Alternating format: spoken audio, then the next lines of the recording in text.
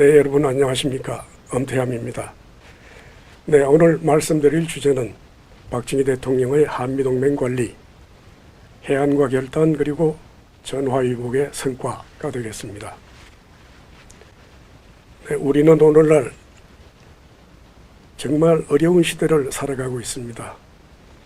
글로벌 안보위기, 영내 안보 정세 너무나 불확실성이 크고 경제전쟁은 일상화되어 가고 있습니다. 코로나19 어려움은 또 얼마나 컸습니까? 핵무기를 완성해버린 북한은 비핵화를 거부하고 있습니다.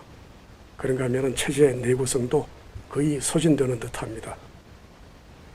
한미동맹을 복원하고 강화하고 그리고 대주변국 외교도 슬기롭게 우리가 끌어가야 할 그런 필요성이 어느 때보다 큰 시점입니다.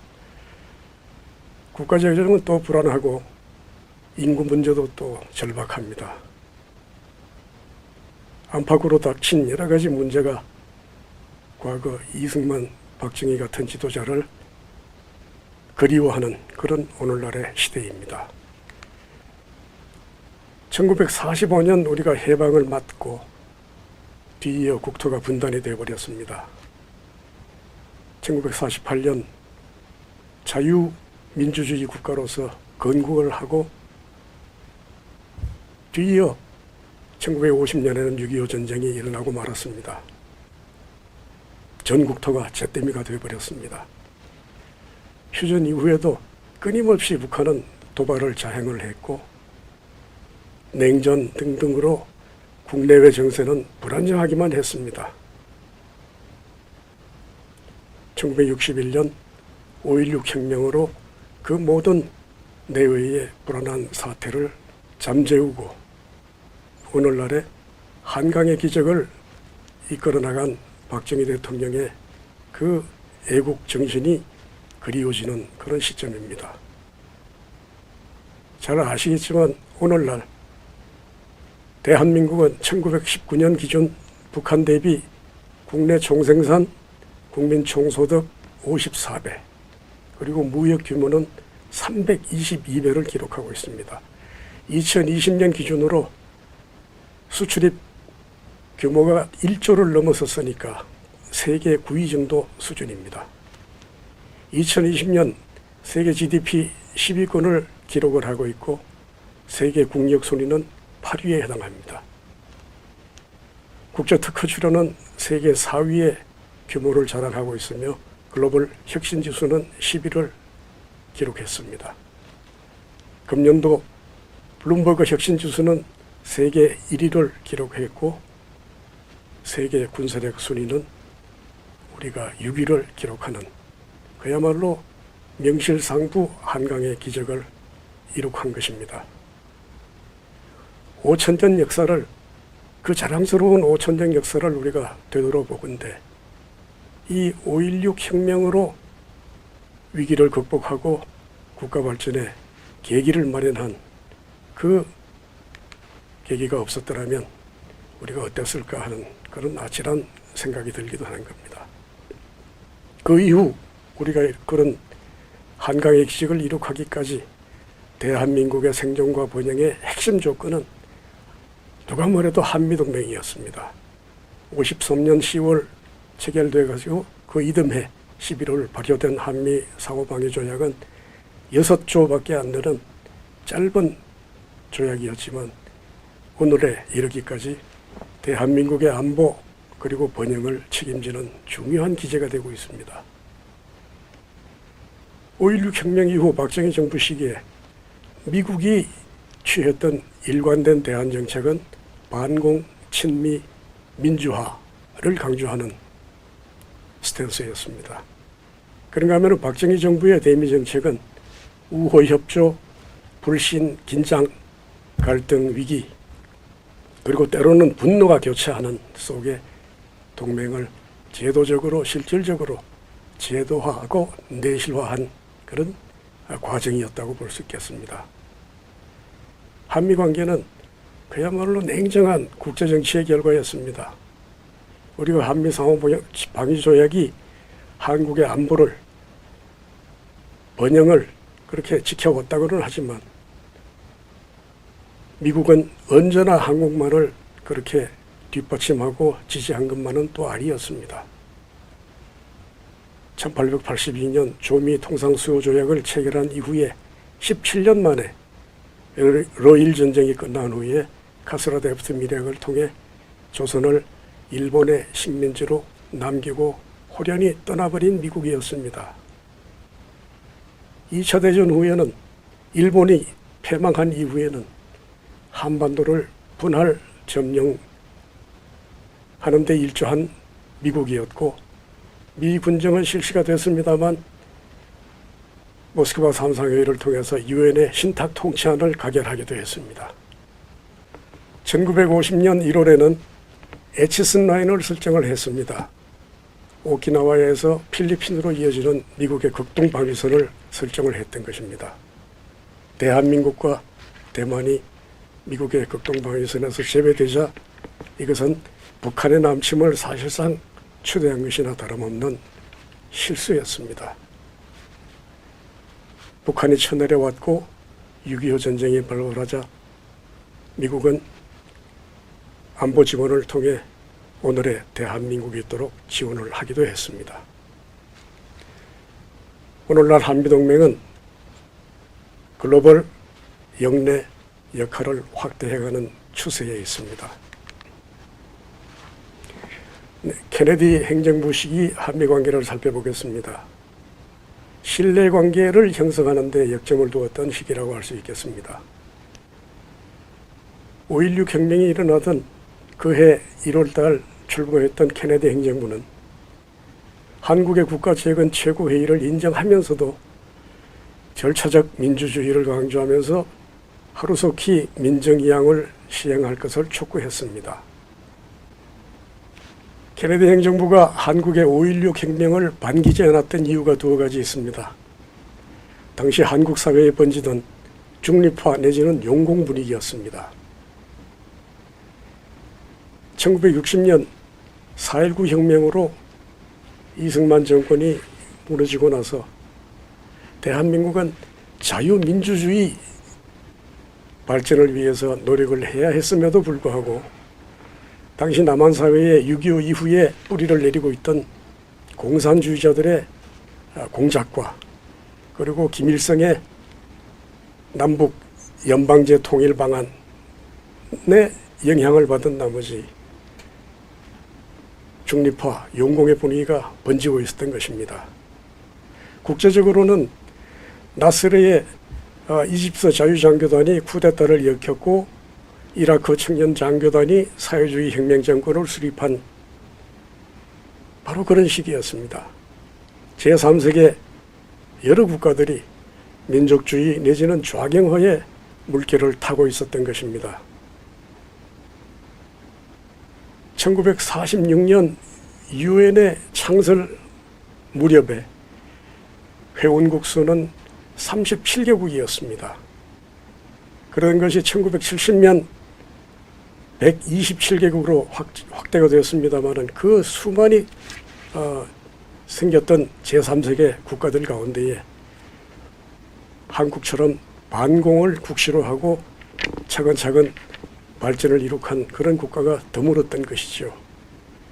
혁명정부는 위험인물 예비검소 계획을 통해 용공분자를 색출을 하고 반공 노선을 확실하게 견지를 했습니다. 그런가 하면 2년 이내에 민정을 이양하겠다고 또 약속하기도 했습니다. 케네디 행정부에서 볼 때는 새로 등장한 박정희 국가재건 최고회의의 노선이 미국의 극동정책에서 절대 위험이 되지 않는 정부라는 것을 확신하게 되었습니다. 그래서 11월 한미 정상회담을 초청을 해서 박정희 국가재건 최고회의 의장께서는 미국을 방문을 하게 됩니다. 산적한 사회, 경제, 안보 문제를 해결하기 위해서 미국의 변함없는 지원이 필요하다라고 하는 것을 최고회의 의장께서는 강조했고, 미국의 군사 지원이 감축돼서는 안 된다. 왜냐하면 미국은 그 당시 제3세계 국가에 대량으로 지출을 하던 막대한 재정 군사 원조를 감축을 해나가는 그런 과정에 있었습니다. 한국의 위급한 안보 상황을 볼 때에 한국만큼은 군사력이 절대적으로 필요하다. 60만 군사력을 유지할 수 있도록 원조는 지속되어야 하겠다. 62년부터 제1차 경제개발 계획을 수행을 하고자 하니 거기에 대해서도 원조를 좀 해줬으면 좋겠다라고 하는 당부를 합니다. 그러나 케네디 행정부에서는 기존 군사 경제 원조의 현상 유지까지는 화답을 했습니다마는 제1차 경제개발 5개년 계획에 대해서는 적극적인 지원은 유보한 상태였습니다.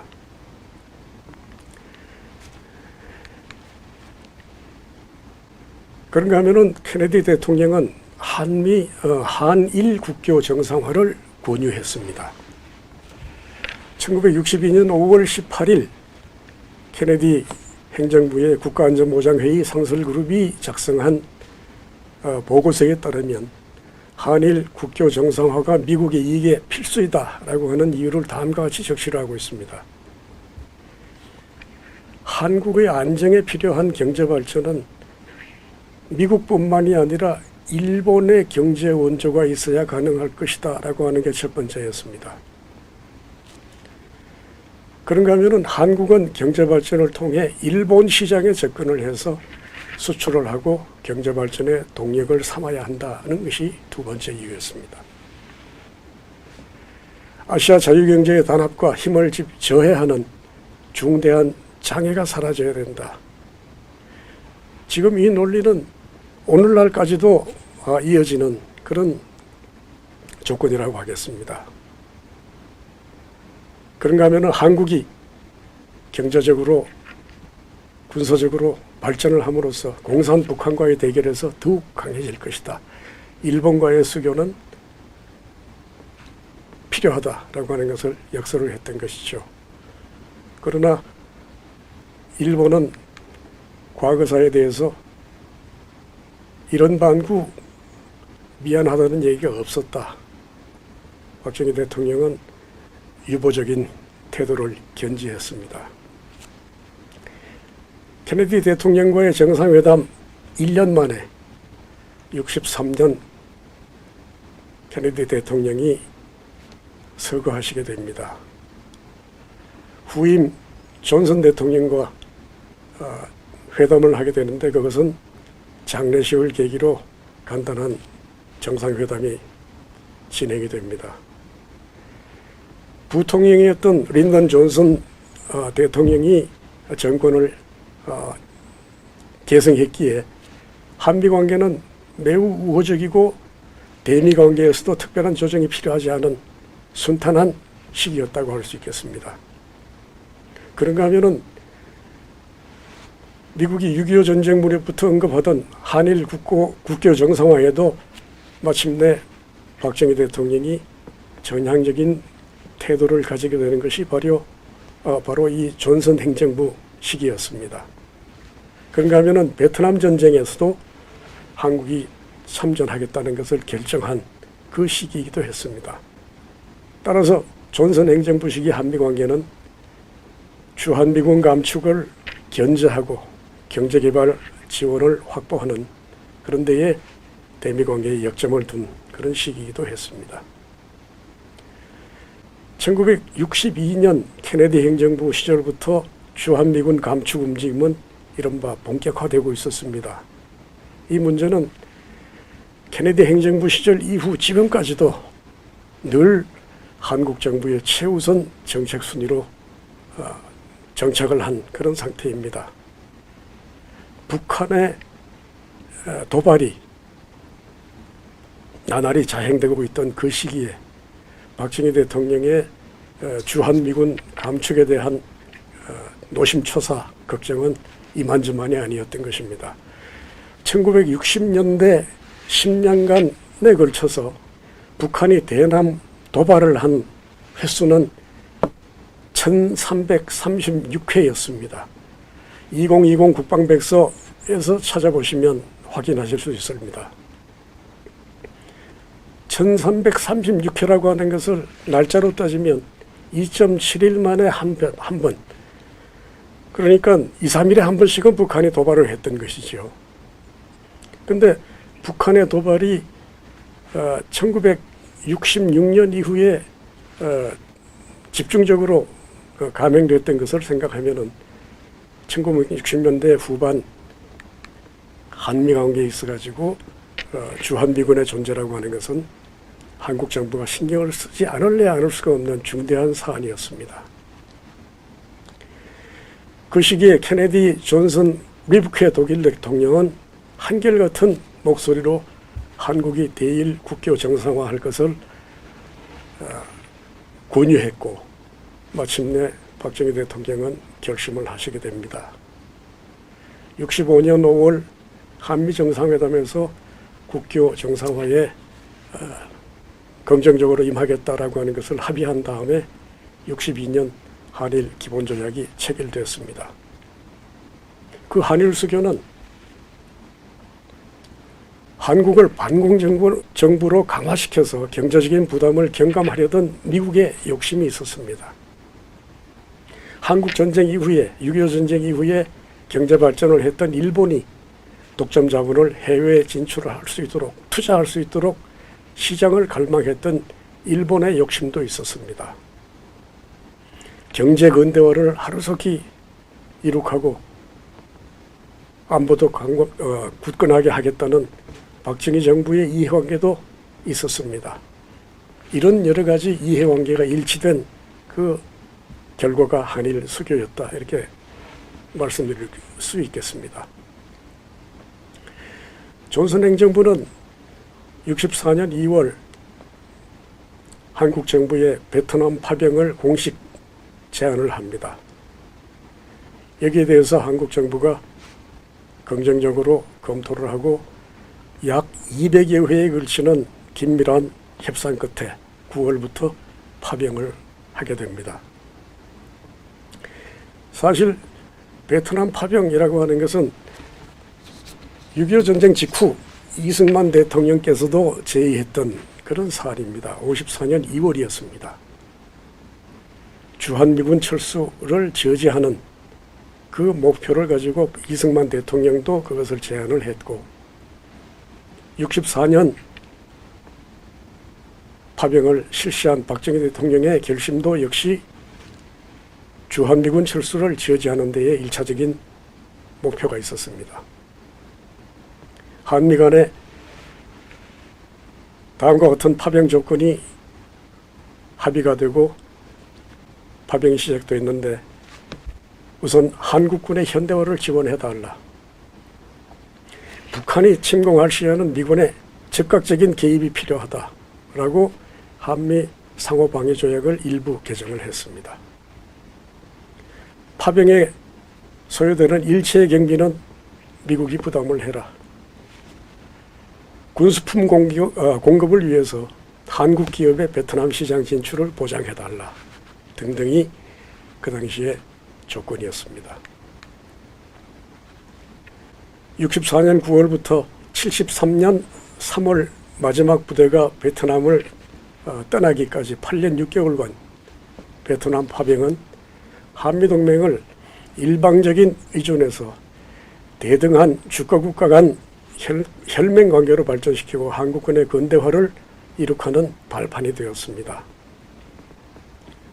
파병했던 총 인원은 32만 5,517명, 전사, 순직, 사망했던 인원은 5,099명, 전상, 부상전원 1만 962명에 달했습니다. 8년 6개월간 연평균 4 내지 5만여 명이 주둔했던 꼴이 되겠습니다. 이 당시 한국군의 활약에 대해서는 당시 같이 미국에서 피를 흘렸던 참전 군인들은 이구동성 인정을 합니다. 한국군이 장악을 하고 있던 주둔 지역에 평화를 보장하는 그 비율은 95%였다는, 그러니까 미국으로 봐서는 굉장한 그런 성과를 올리고 있었기 때문에 한국군의 공에 대해서는 혁혁한 공을 인정을 하고 있는 것입니다. 베트남 파병으로 인한 미국의 군사 원조와 베트남전 특수로 유입된 달러화가 약 50억 달러였습니다. 그것이 우리의 경제 사회 발전에 크나큰 기여를 했던 것은 달리 말씀드릴 필요가 없을 것 같습니다. 65년 한일 국교 정상화 이후에 대일 청구권 자금이 10년간에 걸쳐가지고 7억 달러 미만이 들어온 것에 비하면 50억 달러라고 하는 것은 실로 큰 금액이었습니다. 63년 한국의 총 수출액은 1억 달러 미만이었습니다.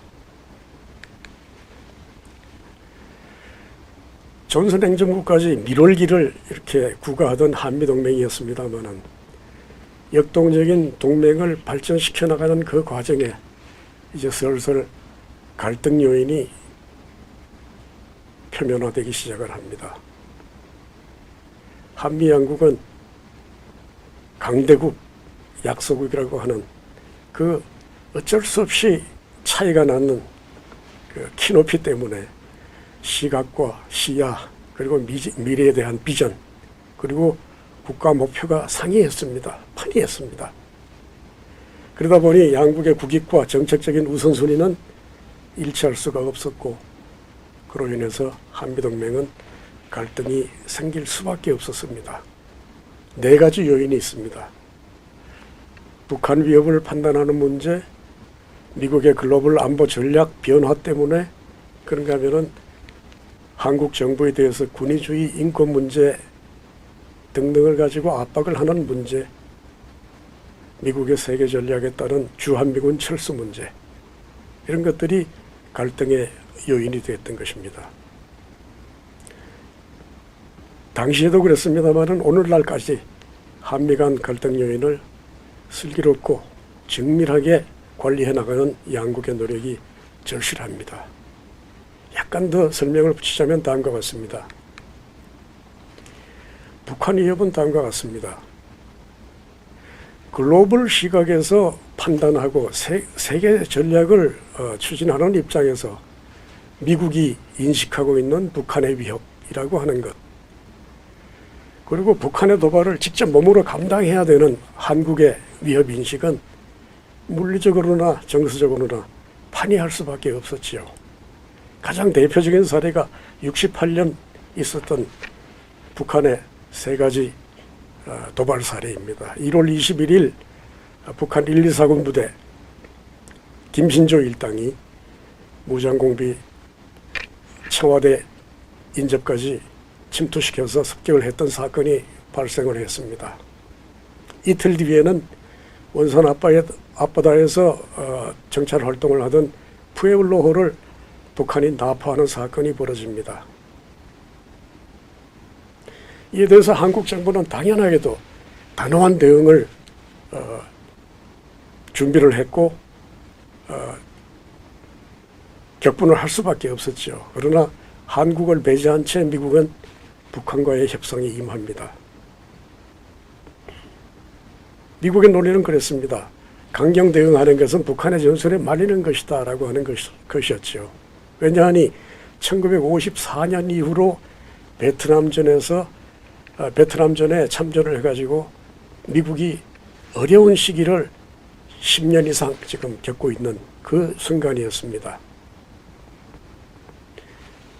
북한 때문에 한반도에서 다시 또 하나의 전선을 형성하는 것은 미국이 진정 원하지 않는, 꿈에도 생각이 싫은 그런 일이었습니다. 그러나 1,2사군 부대 청와대 습격 사건에 대해서는 이렇다 할 얘기도 없던 미국이 푸에블로호 사건이 생기자마자 한국의 통보도 없이 항공모함 3척 동해에다가 배치했습니다. 2개 전투대대 항공기를 오산에 급파를 했습니다. 본토의 해공군, 예비군까지 14,000명을 긴급 동원을 했습니다. 항공기 72대 출동 명령을 내렸습니다. 그러면서도 한국과는 긴밀한 협의가 없었던 것이죠. 68년 가을에는 울진 삼척 지역의 무장공비 일당이 또 쳐내려와서 침투를 해서 한반도를 긴장된 상태로 몰아간 그런 사건이 또 발생을 합니다. 그러다 보니 68년 박정희 대통령은 한미동맹을 어디까지 믿어야 할 것인가 라고 하는 생각을 하시게 됩니다. 그래서 내린 조치가 향토 예비군을 창설을 하고 250만 명에 대해서 전부 무장을 시킵니다. 자체 무기공장을 건설을 하고 전 국민의 주민등록 번호를 부여했던 것이 바로 이 시기였습니다. 왜냐하니까 북한에서 난파되는 간첩들이 수도 없이 많으니까 이걸 색출하기 위한 효과적인 방법의 하나로 주민등록 번호를 부여했던 것입니다. 그런가 하면 경북 영천에다가는 육군 제3사관학교를 설립을 해서 초급 간부를 양성을 하기에 이르릅니다. 울진 삼척지구 무장공비 침투 사건을 계기로 비정규전 상황을 대비해야 되겠다는 필요성도 커지니까 을지연습을 실시하게 된 것도 바로 이 시기였습니다.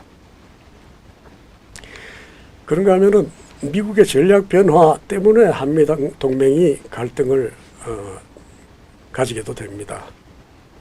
대표적인 것은 69년 닉슨 대통령이 발표한 괌 독트린을 들 수가 있겠습니다.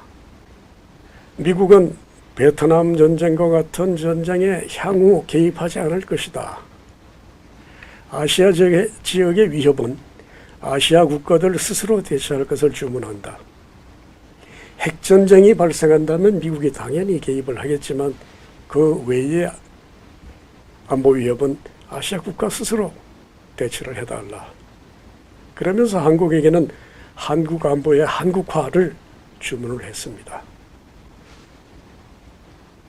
그래서 닉슨 대통령은 미소 전략무기 제한 협정 솔트 회담을 개시를 했고 독일의 동방정책이 선언되었던 것도 바로 이 시기였습니다. 서독을 언제까지나 적으로만 대하지는 않겠다라고 하는 말하자면 할슈타인 원칙을 폐기하겠다는 선언이었습니다.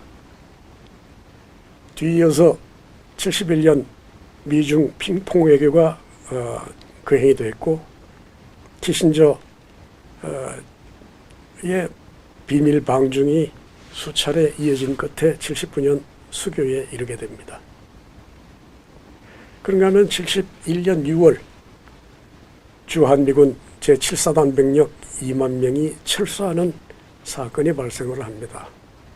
박정희 대통령이 그토록 막고 싶어 했던 이 주한미군 철수가 진행되어 버린 것이죠. 10월 달에는 중국이 유엔을 가입을 했습니다.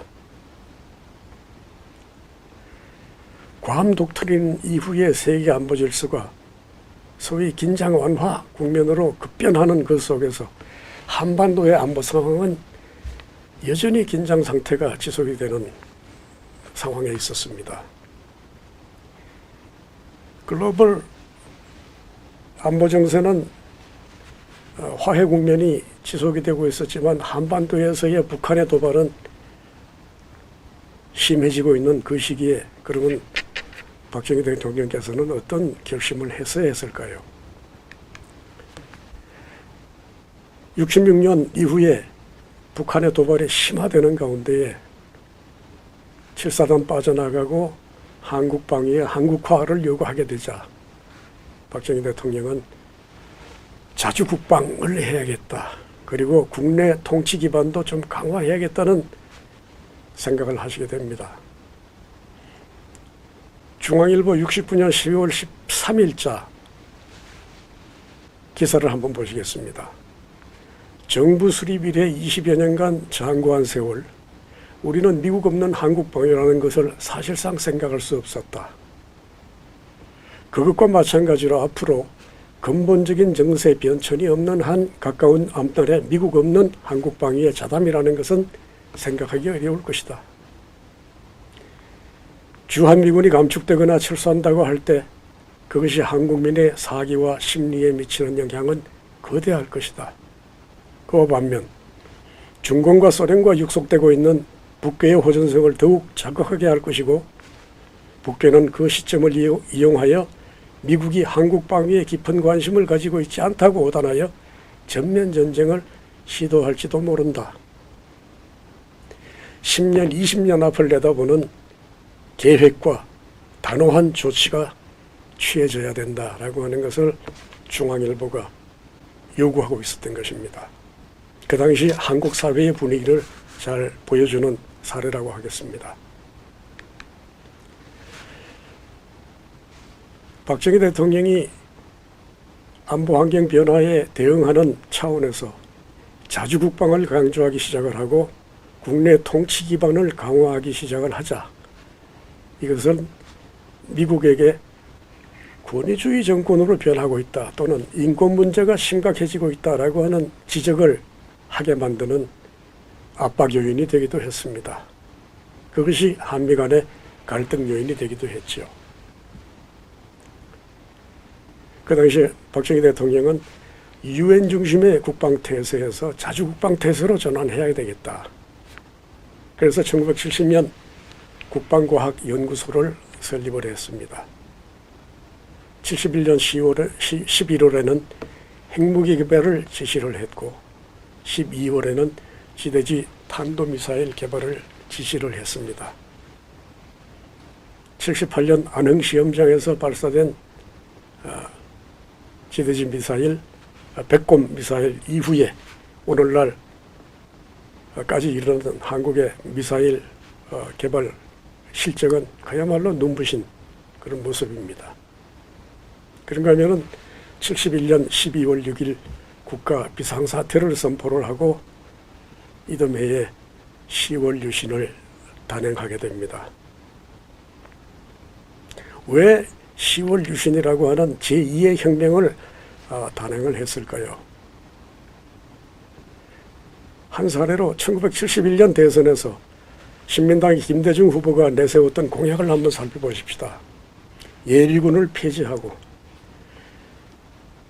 주변 4대국에 의한 한반도 평화 보장, 지방자치제를 실시하고 남북 대화를 해야 할 것이고 노사위원회를 구성하자.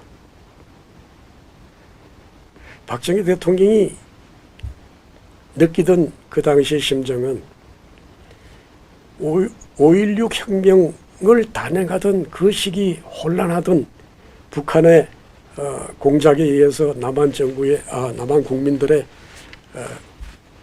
여론이 4분 오열됐던 바로 그 시기로 돌아가자는 그런 공약이 바로 이런 모습이지 않을까라고 생각을 하셨을 겁니다. 그래서 제2의 혁명을 단행하는 기분으로 10월 유신을 결심하시게 됐다고 판단을 합니다.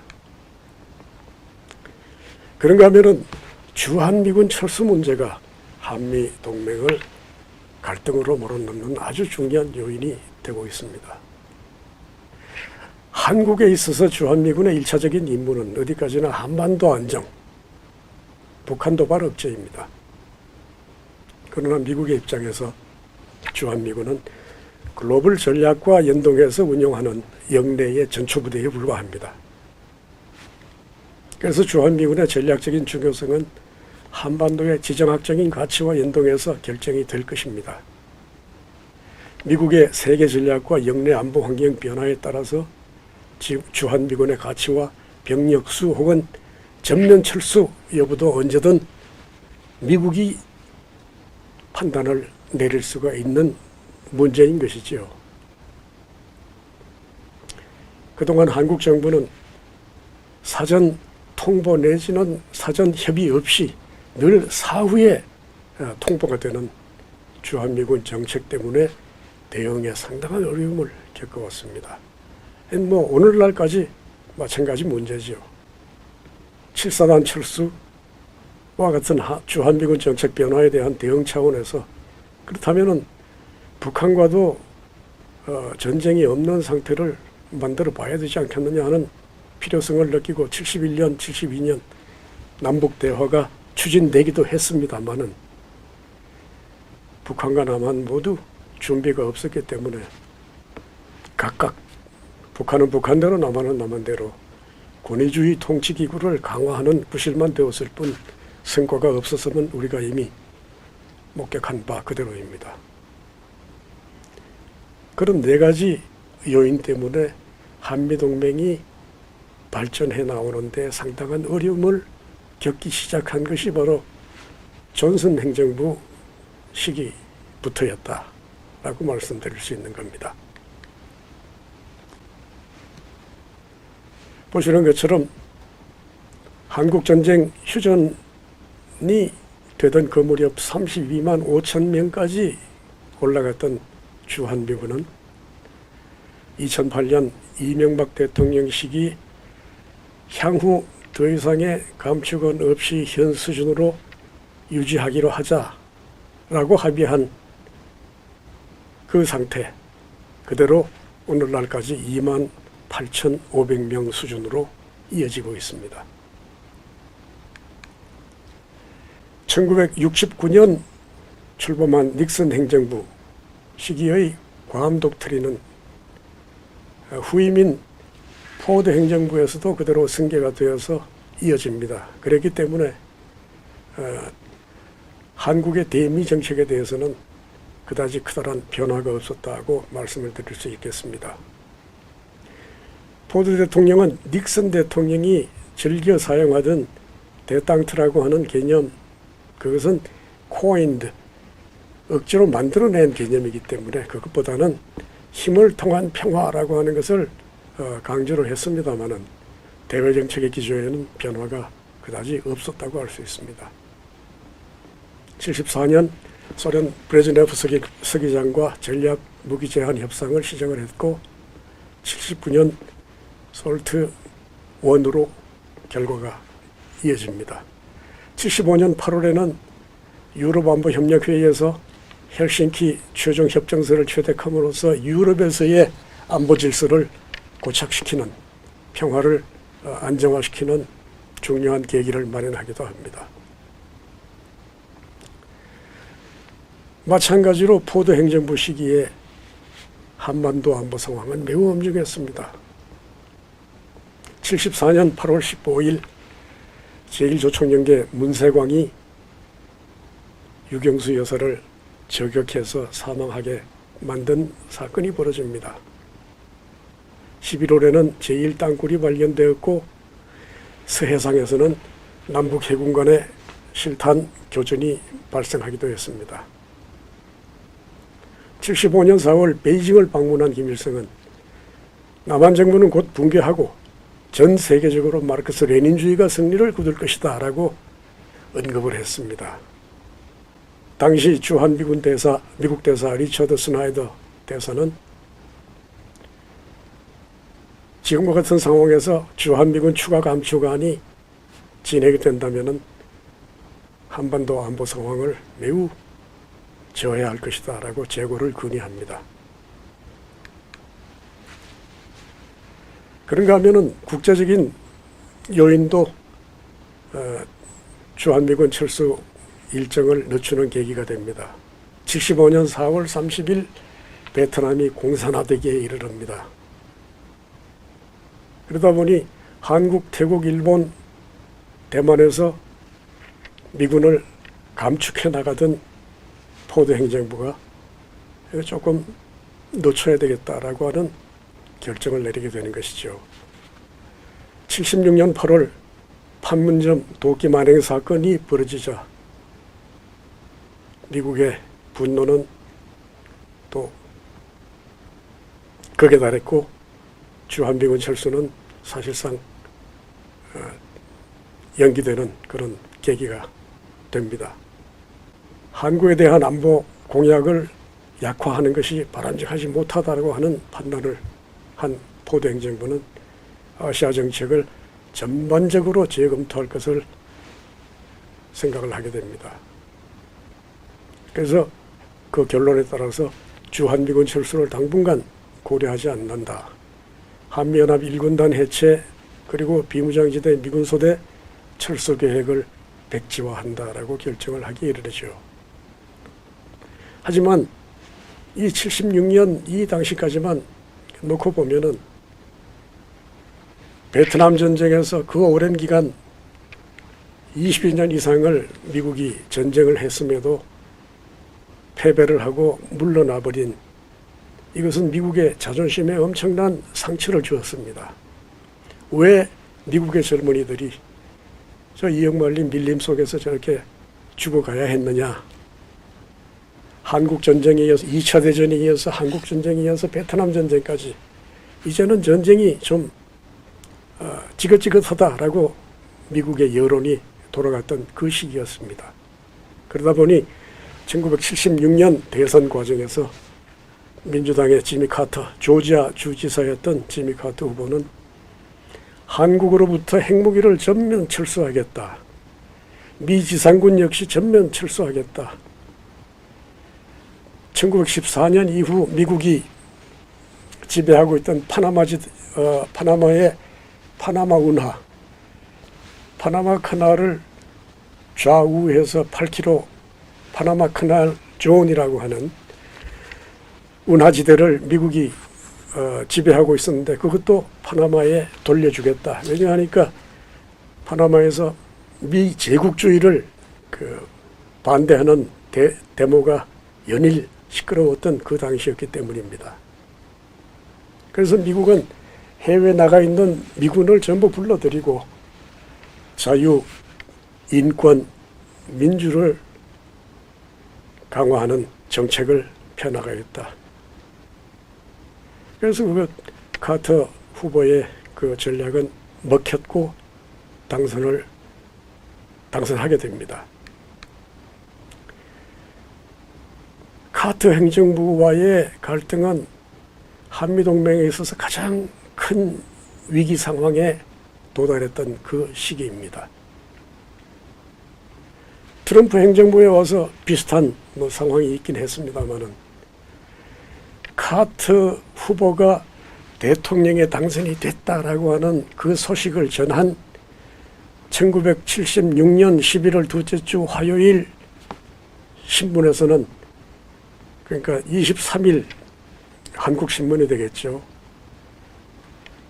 미군을 다 빼간다는데 앞으로 한국은 어떻게 할 것이냐.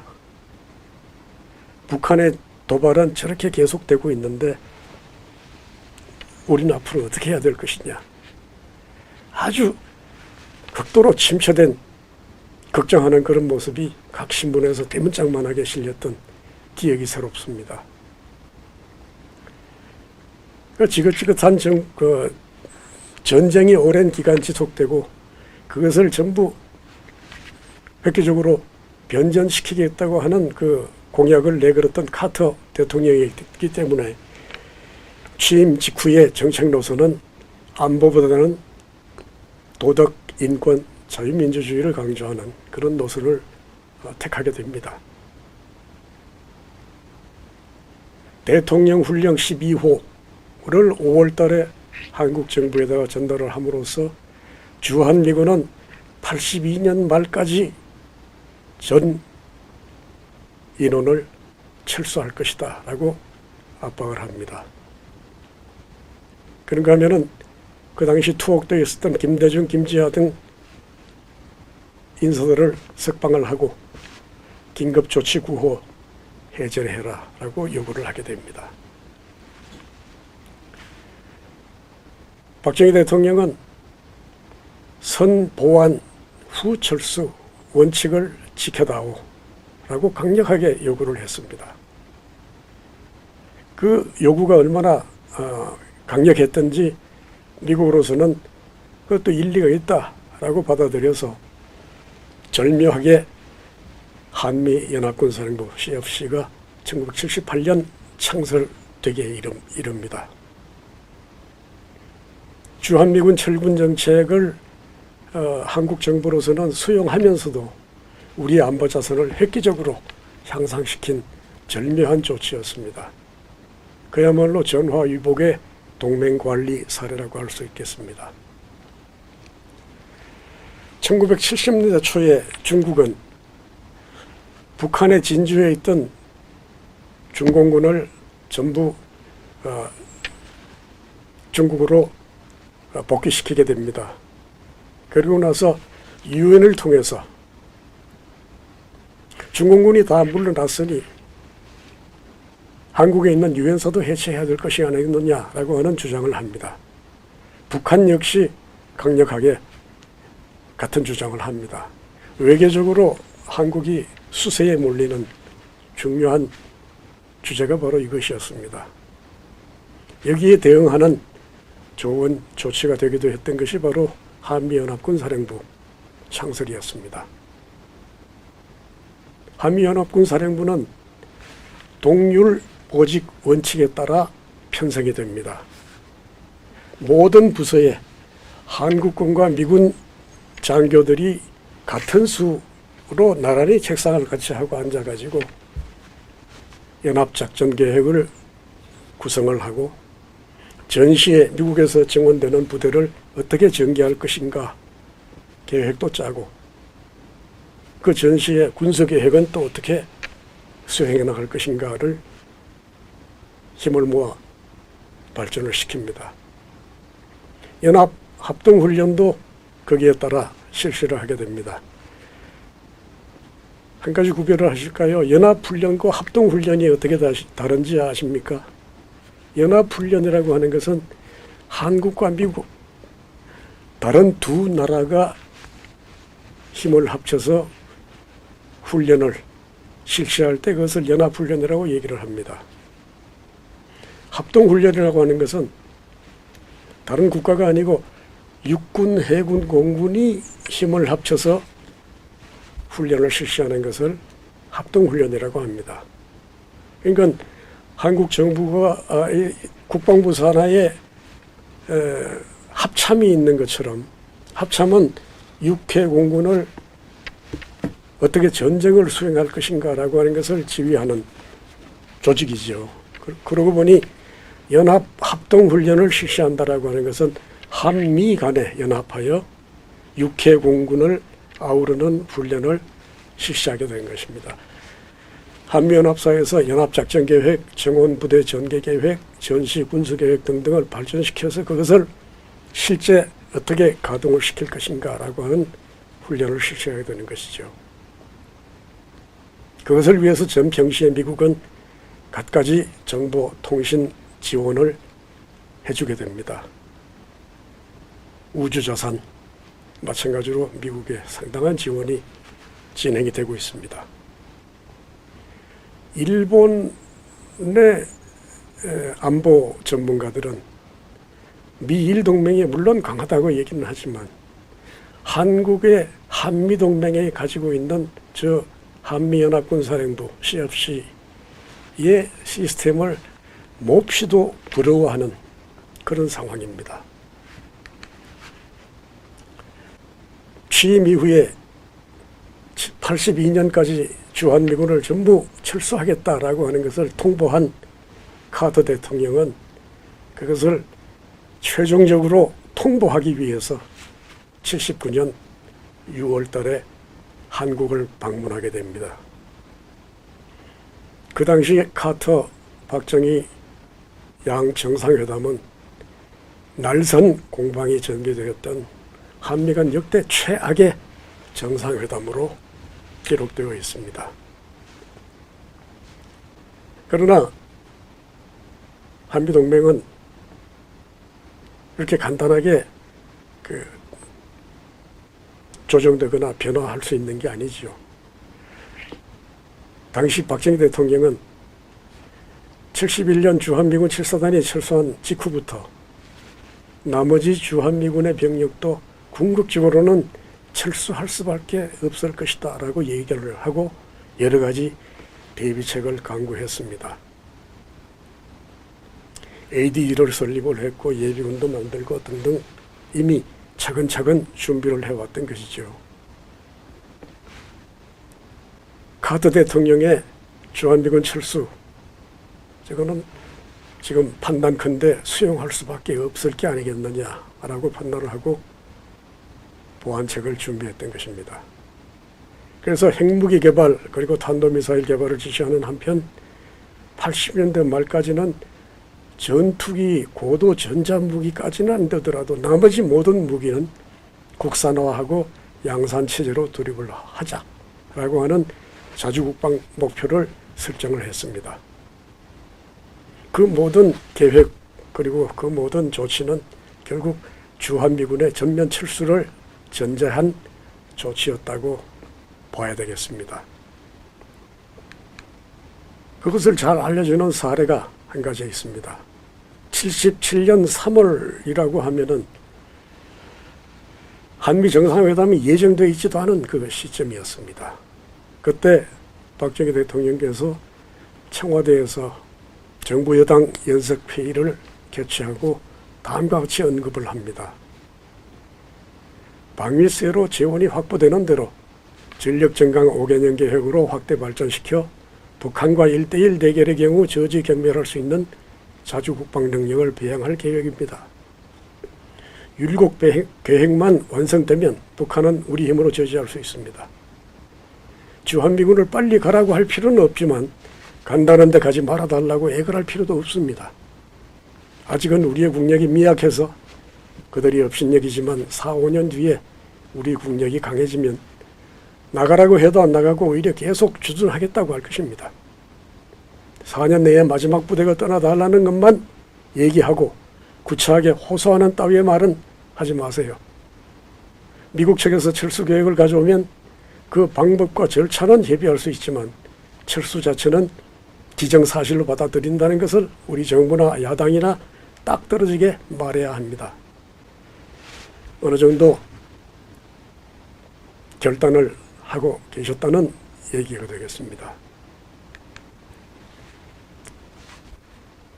그런 노력의 결과 카터 대통령의 주한미군 철수 정책은 계획대로 추진되지 못하고 말았습니다.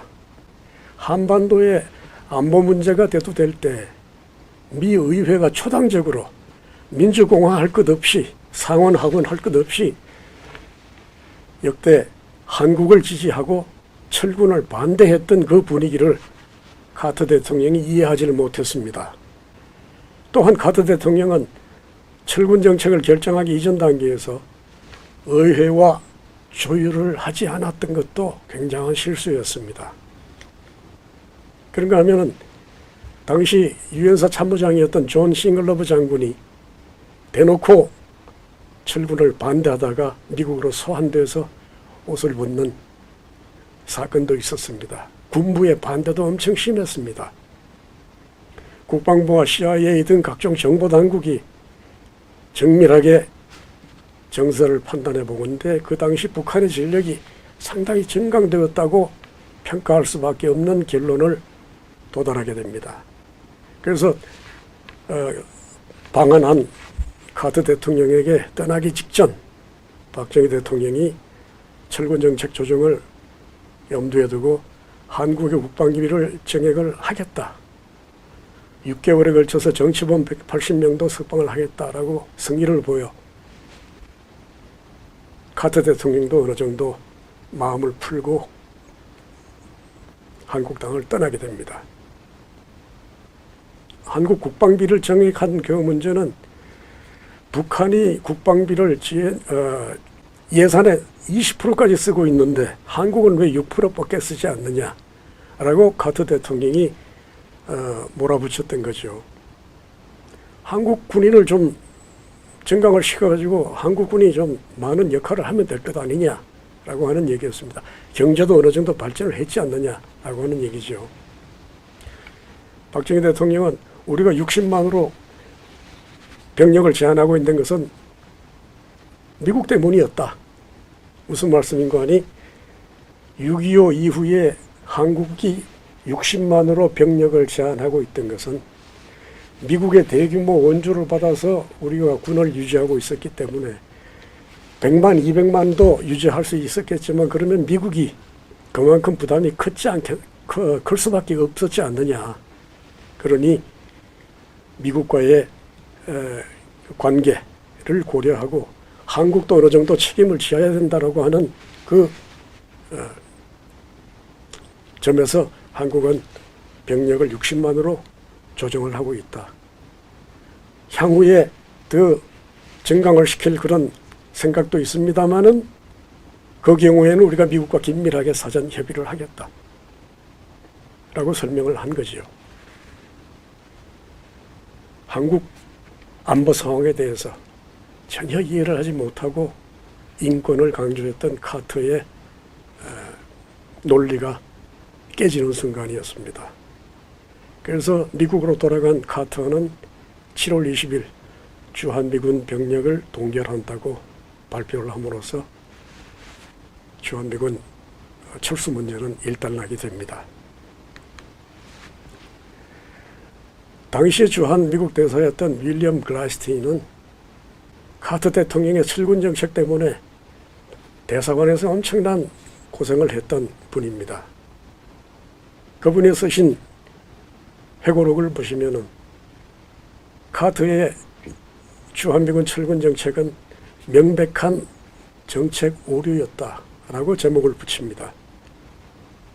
본문에는 후일의 역사가들이 나보다 나은 자료와 객관적인 시각으로 카터 대통령의 주한미군 철군 시도에 관한 전반적인 평가를 내리겠지만 나는 내가 지금까지 접할 수 있었던 자료나 들은 이야기 또 내가 직접 목격한 일들을 종합해 보아도 카터의 의도가 무엇이었는지 도무지 알 수가 없다 라고 적고 있습니다.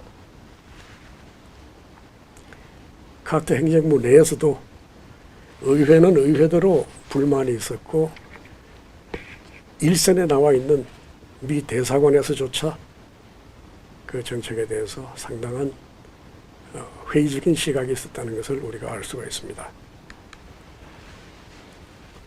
여러분, 이승만, 박정희 두 분 지도자가 없었더라면 우리가 지금쯤 어떤 생활을 하고 있을까 한번 생각을 해보십시다. 일제가 무너지고 우리가 해방이 됐을 때 고종이 지배하던 대한제국으로 다시 돌아갔더라면 자유민주주의 체제로 발전하지 못하고 그렇게 돌아갔더라면 어떻게 됐었을까?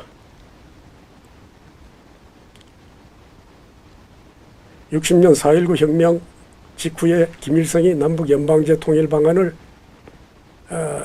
제시를 함으로써 국내 여론을 혼란에 빠뜨리고 경제는 피폐했고 그 모든 혼란했던 사회를 5.16 혁명으로 수습하지 못했던들 지금 우리 생활이 어땠을까 한번 생각해 볼 필요가 있습니다.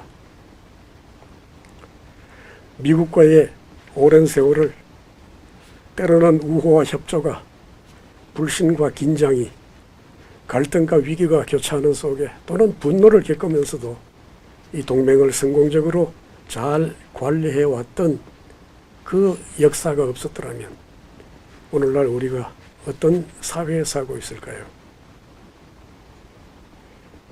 오랜 우리 역사를 돌이켜보건대 우리가 오늘날 이렇게 안전하고 번영을 누리는 그 진정한 계기는 아무리 생각해도 5.16 혁명이었다라고 생각을 할 수가 있을 것 같습니다.